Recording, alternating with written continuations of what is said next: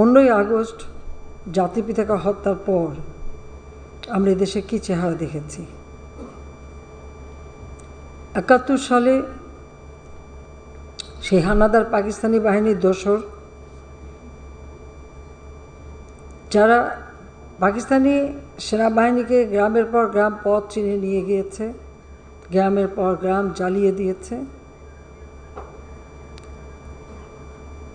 লুটপাট করেছে,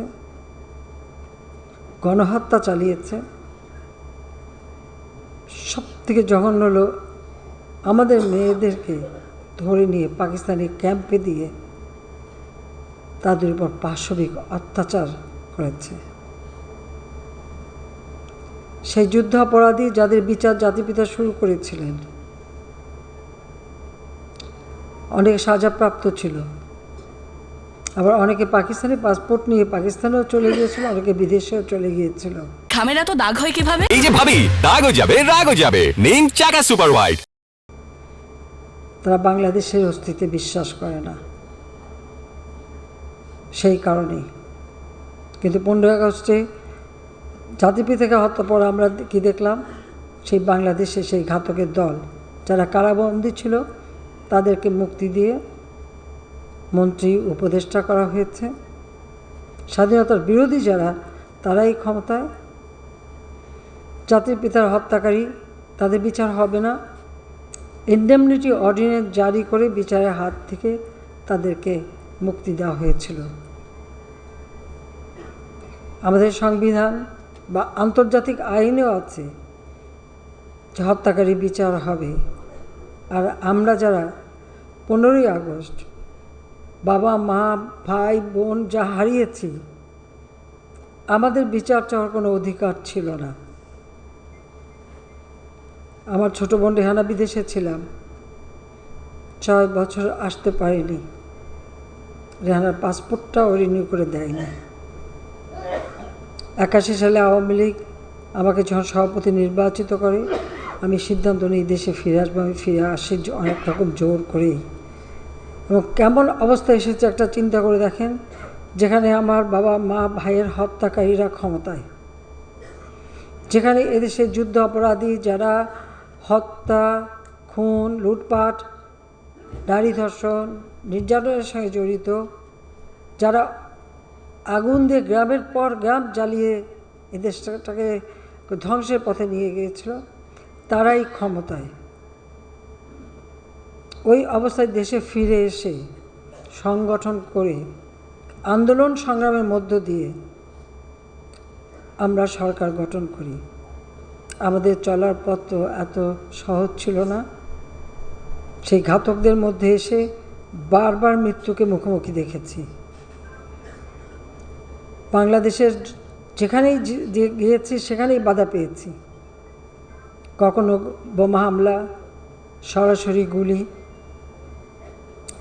আক্রমণ, জনসভায় বড় বোমা পুঁতে রাখা,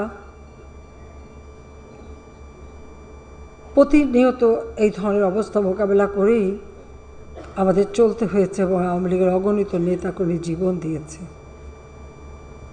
মোহাম্মদ হানিফের কথা আমি স্মরণ করি এবং আমার সাথে আরও যারা ছিল, আমাকে মানব ঢাল রচনা করে রক্ষা করেছিল 21শে আগস্ট। প্রতিবারই যখন আক্রান্ত হয়েছি সরাসরি গুলি করেছে, কত জীবন ঝরে গেছে। 88 সালের 24শে জানুয়ারি চট্টগ্রামে 30 জনের মতো আমার আওয়ামী লীগ এবং সহযোগী সংগঠনের নেতাকর্মী মৃত্যুবরণ করে।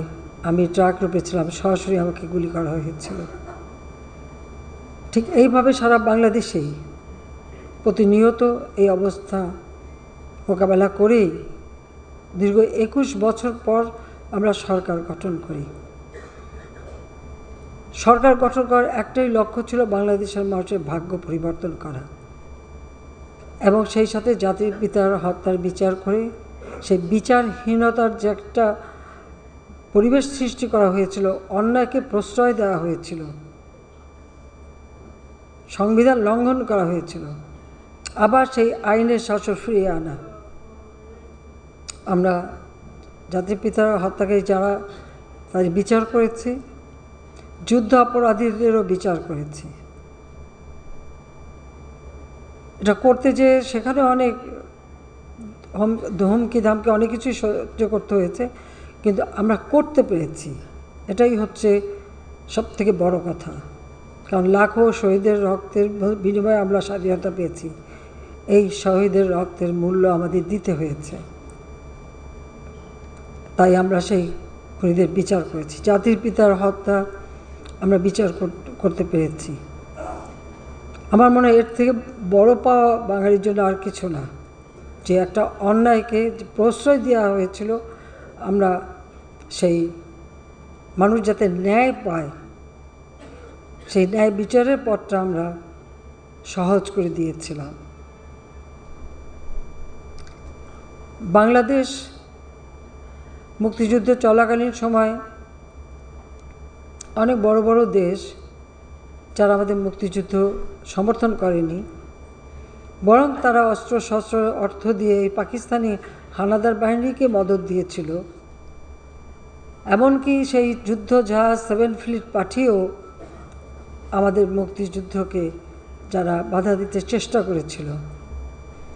যখন বাংলাদেশ স্বাধীন হয়ে যায় তখন তাদের বক্তব্য ছিল, এই দেশ স্বাধীন হয়ে কী হবে, এটা তো বটমলেস বাস্কেট হবে, অর্থাৎ অর্থনৈতিকভাবে এই দেশ কোনোদিনই উঠে দাঁড়াতে পারবে না। আর পাকিস্তানিদের অনেক বুদ্ধিজীবীদের কথা ছিল যে বাংলাদেশের জনসংখ্যা বেশি, সেখানে মানুষ গরিব, ওটা তো পাকিস্তানের জন্য একটা বোঝা ছিল, ওটা চলে গেছে, ভালোই হয়েছে, এখন তারা অর্থনৈতিকভাবে অনেক উন্নত হতে পারবে। এইভাবে তারা ব্যঙ্গ করেছে আমাদের নিয়ে। খুব স্বাভাবিক যে এই সমস্ত কথাগুলি আমাদের জন্য অত্যন্ত অপমানজনক ছিল।